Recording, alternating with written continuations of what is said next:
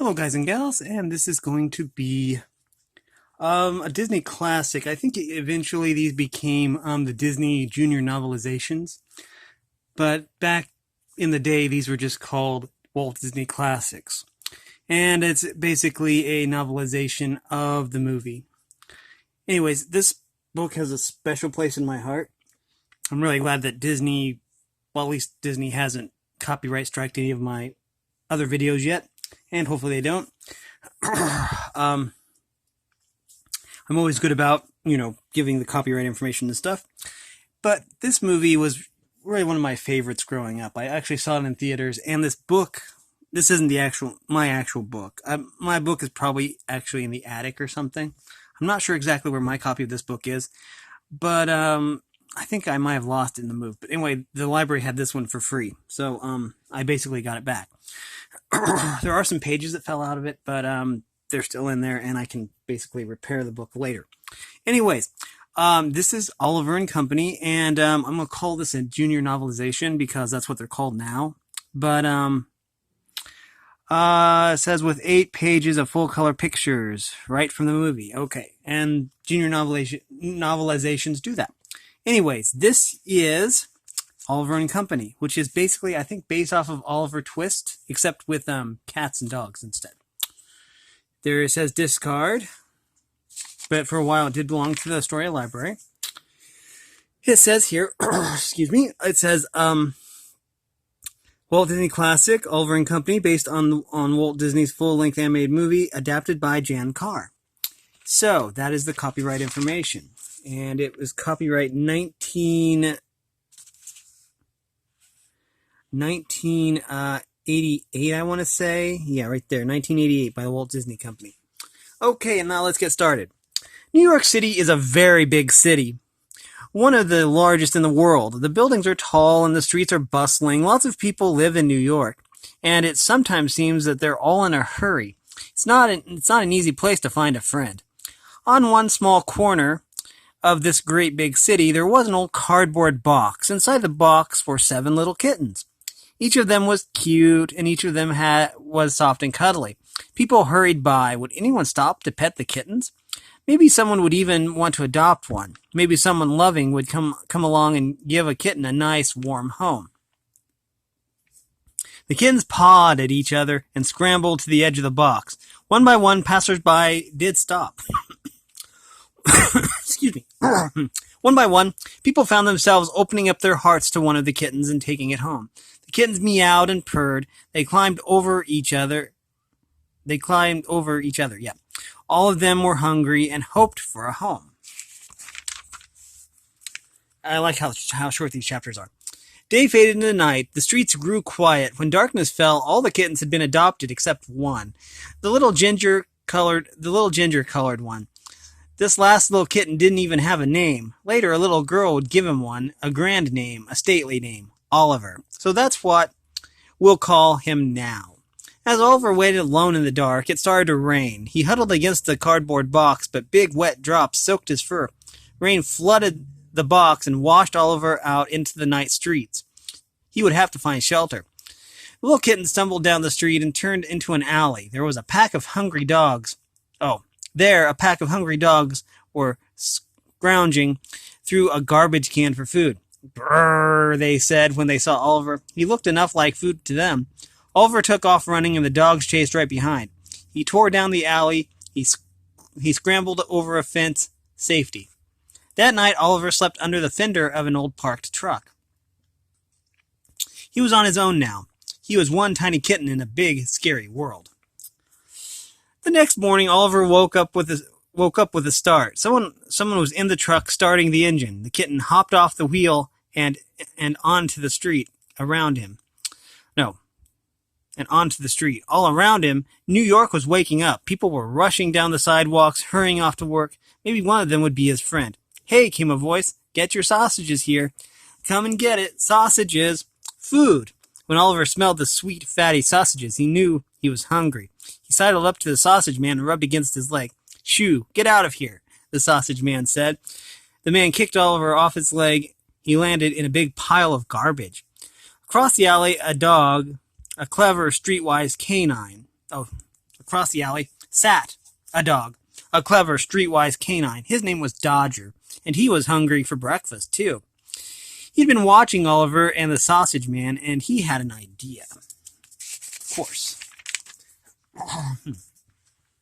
Boy, he called to the small cat. You sure picked the wrong guy to get hot dogs from.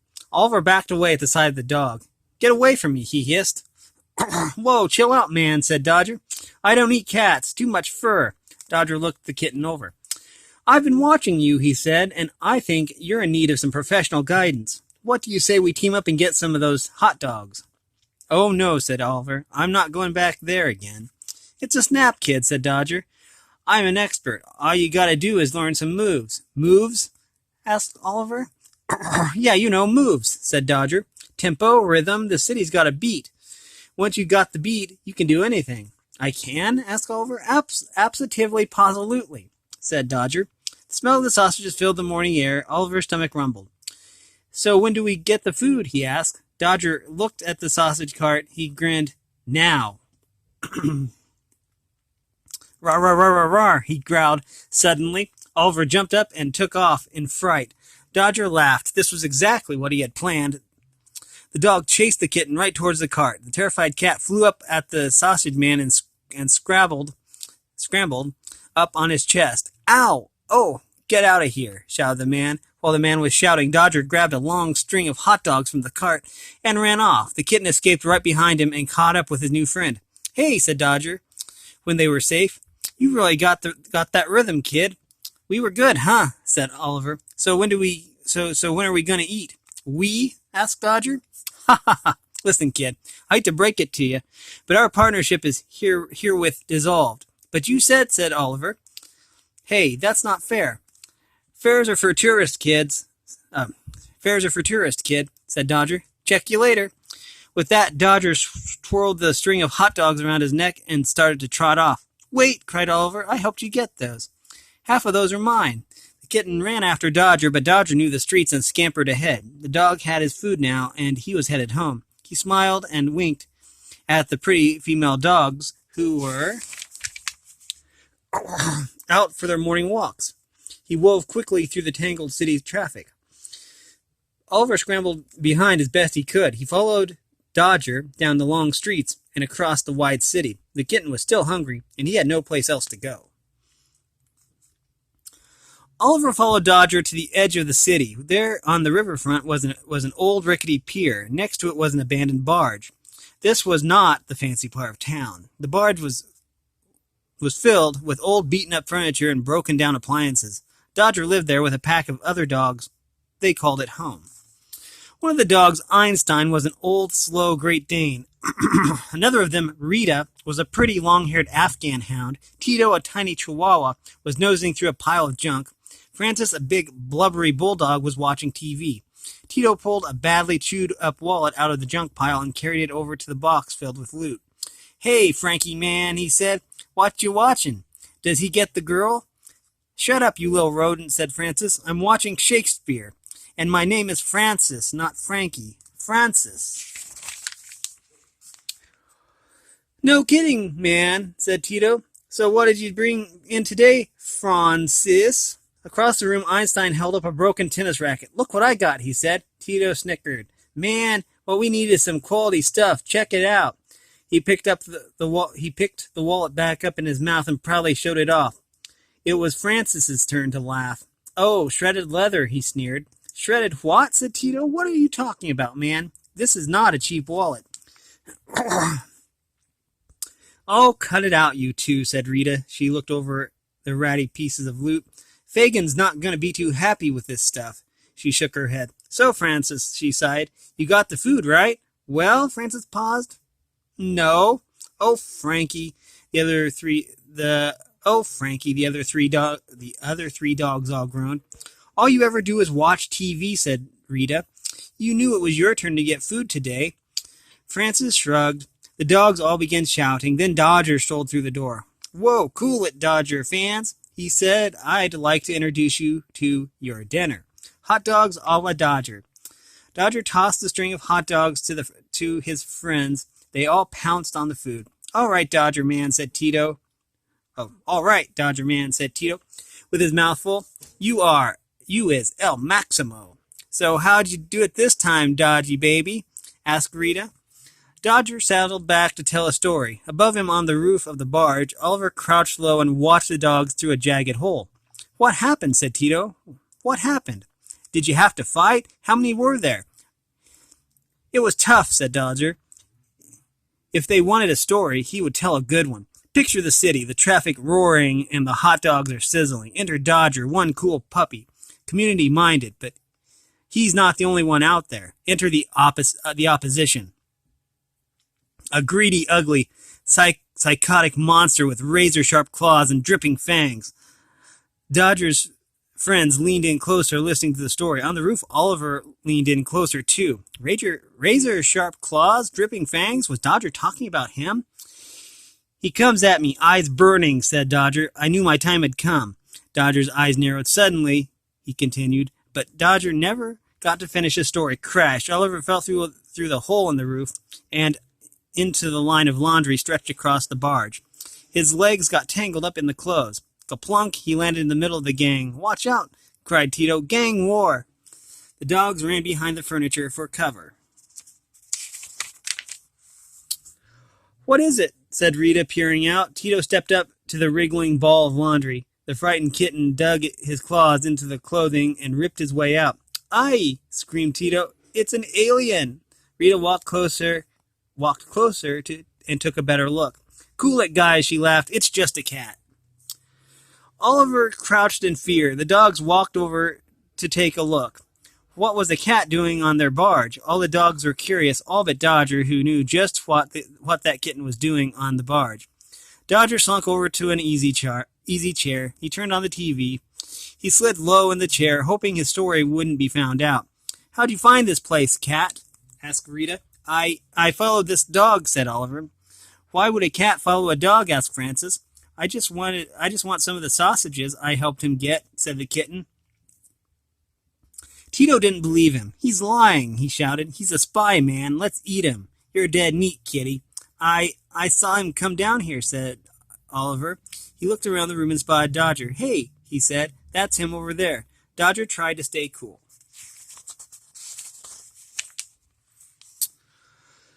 Hey, kitty, he said, a little too casually. What took you so long? Rita looked at Francis. Francis looked at Rita. The jig was up. Dodger had been caught in his lie. Dripping fangs, indeed, said Francis. I like the burning eyes, laughed Rita. Dodger squirmed. Hey, keep it down, guys, he said. The game is on. Tito poked playfully at Dodger. Come on, man, he said. Let's see this big bad kitty fighter in action. He jabbed at Dodger again. Grrr, he growled. It was a challenge.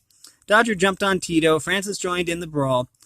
Oh boy, a dog pile, said Einstein. He jumped in too. Soon all the dogs were in a wild, snapping snarl.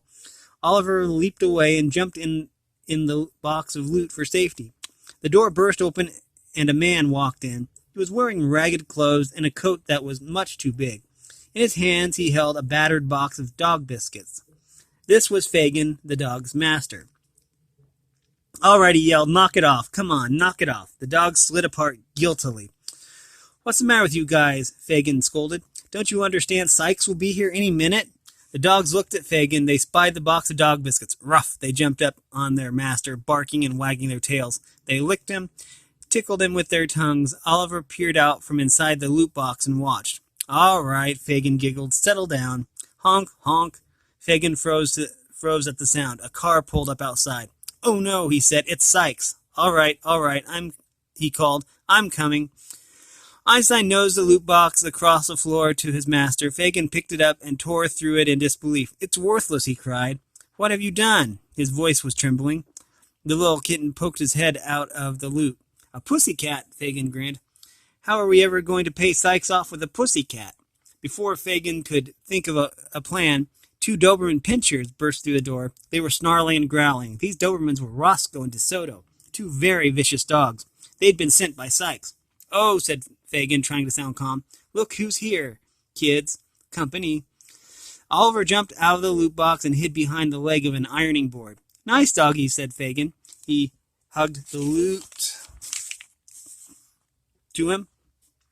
The Dobermans growled as he inched out the door. Fagin climbed up the pier and walked up to the long, shiny black car apprehensively. Inside the car was the dreaded Sykes. "Mr. Sykes," said Fagin. "Hello, lovely evening, ha ha." He squeezed into the narrow space between the car and the end of the pier.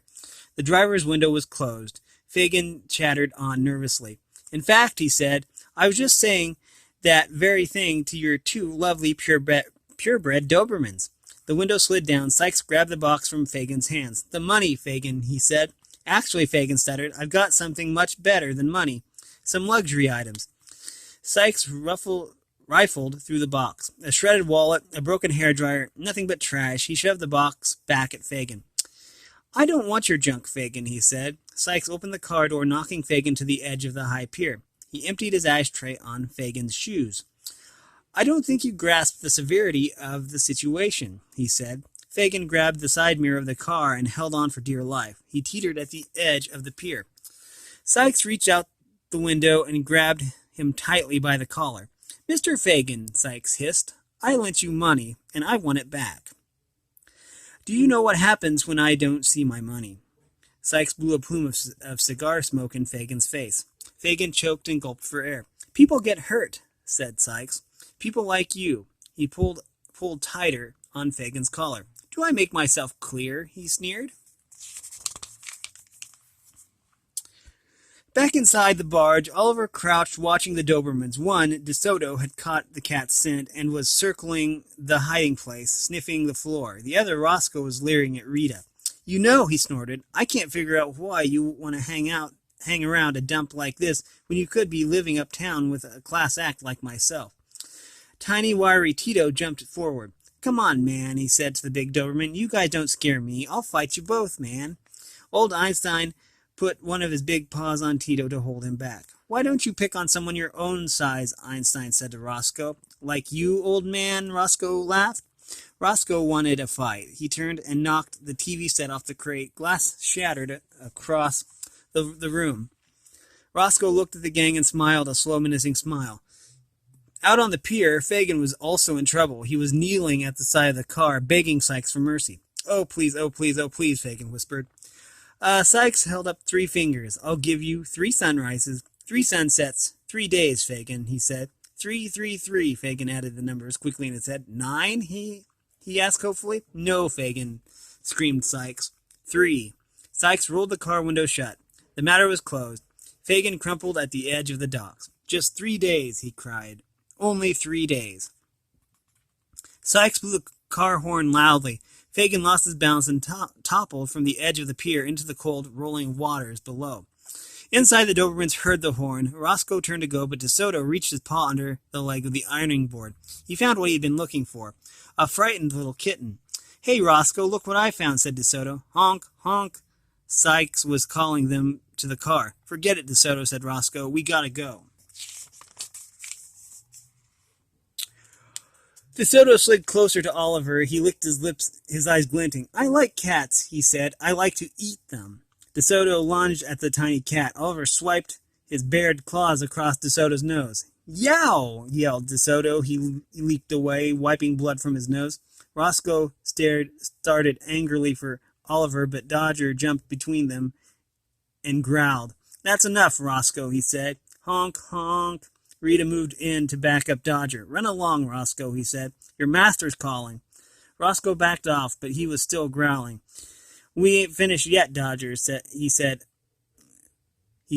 Roscoe and DeSoto edged their way out the door. "You guys are going to pay for this," said Roscoe, "starting with that cat."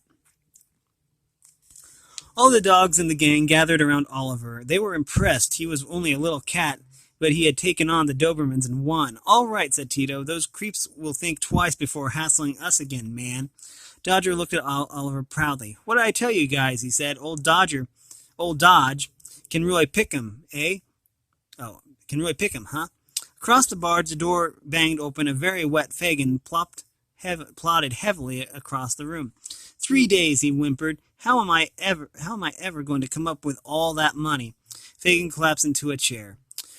"What's the use?" he said. "I'll never get out from under that maniac. My days are numbered, and the number is 3. Poor Fagin. All the dogs ran over and snuggled up to him. They hated to see their master so upset.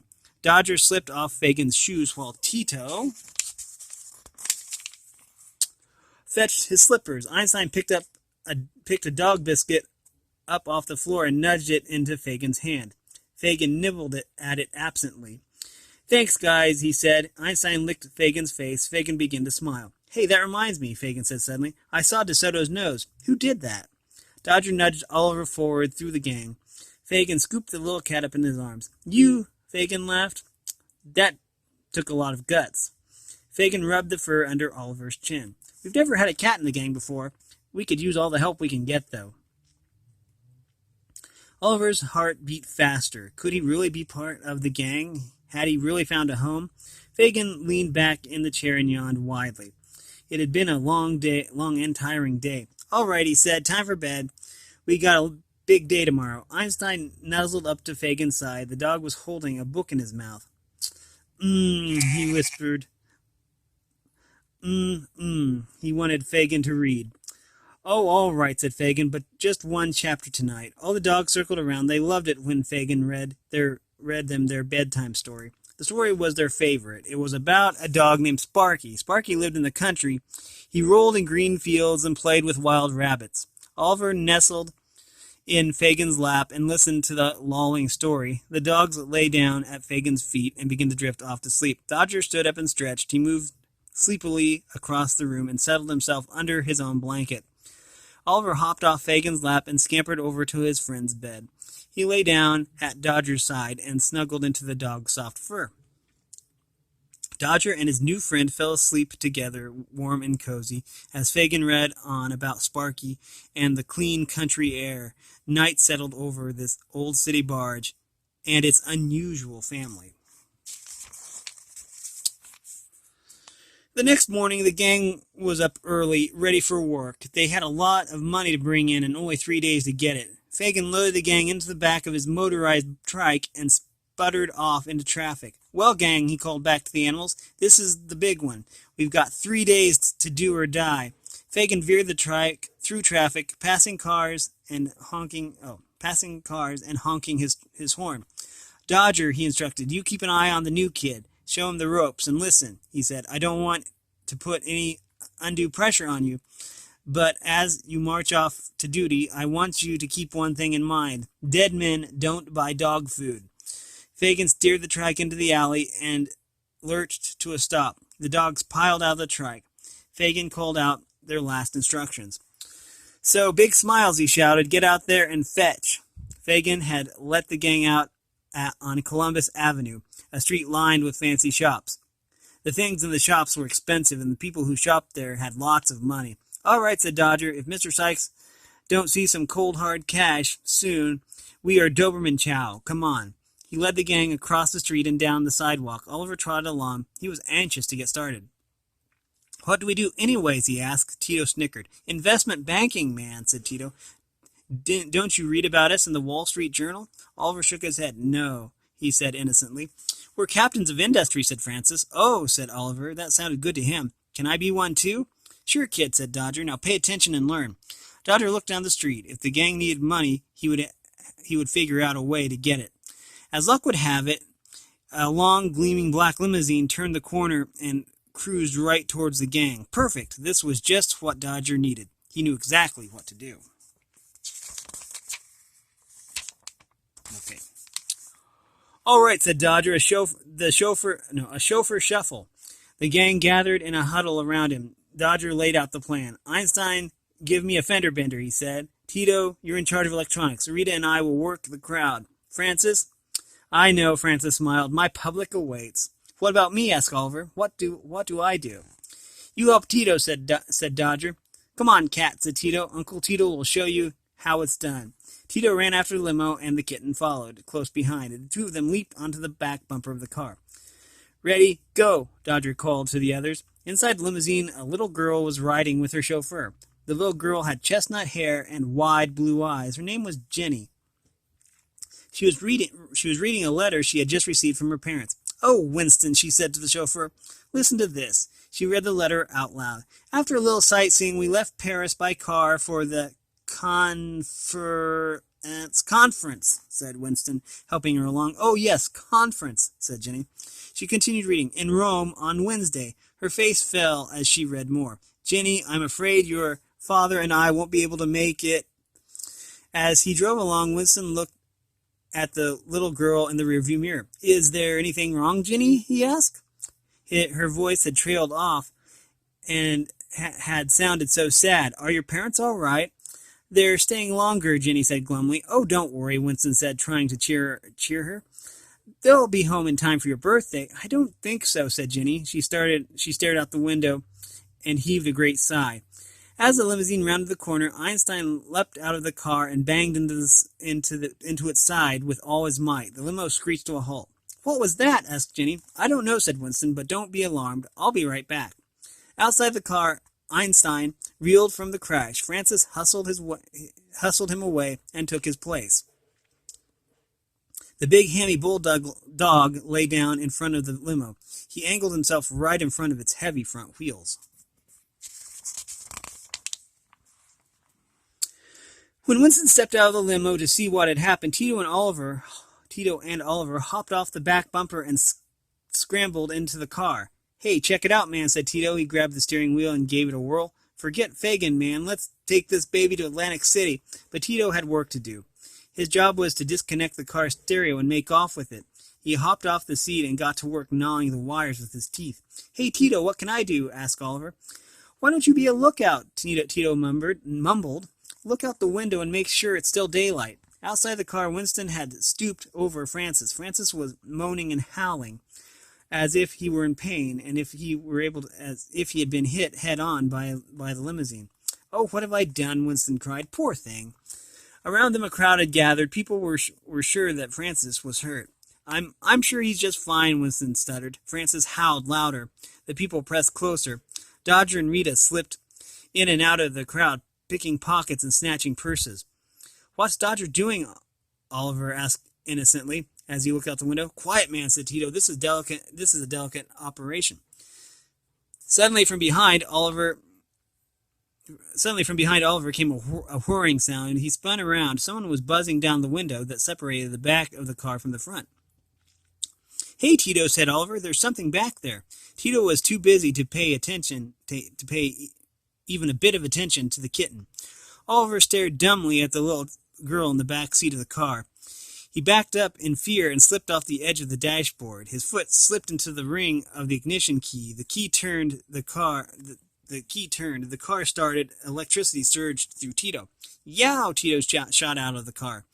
Let's get out of here, shouted Dodger. Francis jumped up from Winston's arms and took off running. The rest of the gang dropped everything and ran behind. What's going on here? Said Winston. He rushed back to the car. Jenny, he asked, are you all right? Jenny had picked the kitten up and was cradling him in her arms. Poor little kitty, she crooned. Let me help you. Down the block, the gang was hiding in the alley. They were panting and looking around nervously.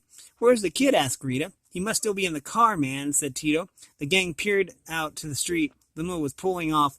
There was the kitten in the back window. His eyes were wide and frightened. Oh, that poor little guy, said Rita. What are we going to do, Dodger? Tito and Dodge, you come with me. The rest of you go back to Fagin. Dodger and Tito ran off into the traffic. They chased the limousine across town to a posh, very rich neighborhood. Winston pulled up in front of the elegant brownstone house. Jenny got out of the car. She was still holding the kitten. Now, really, Jenny, said Winston, we can't just take a stray off the street. But look at this. Look at the poor thing, said Jenny. I know you're growing attached to him, said. We're going to look at these pictures later, I promise. Said Winston, but your parents left me responsible for you. They won't mind, said Jenny. She gave the kitten's forehead a soft, sweet kiss. Don't worry, kitty, she said. I'll take care of you. Winston followed Jenny up the stairs and into the house. He shook his head. He clicked his tongue. Georgetta's not going to like this, he said. Now, this is where we're going to end it. This is going to be part 1. Apparently, I thought we might be able to get this done in one go, but I guess not. I'll be posting part 2 in a little bit. So, that's that. I usually post series every other day. So, anyways, If you like this content, make sure you like and subscribe and ring the bell so you know when I upload. Also, I appreciate any and all support. All the information will be in the description below. And as always, thanks for watching, everyone, and have a great day.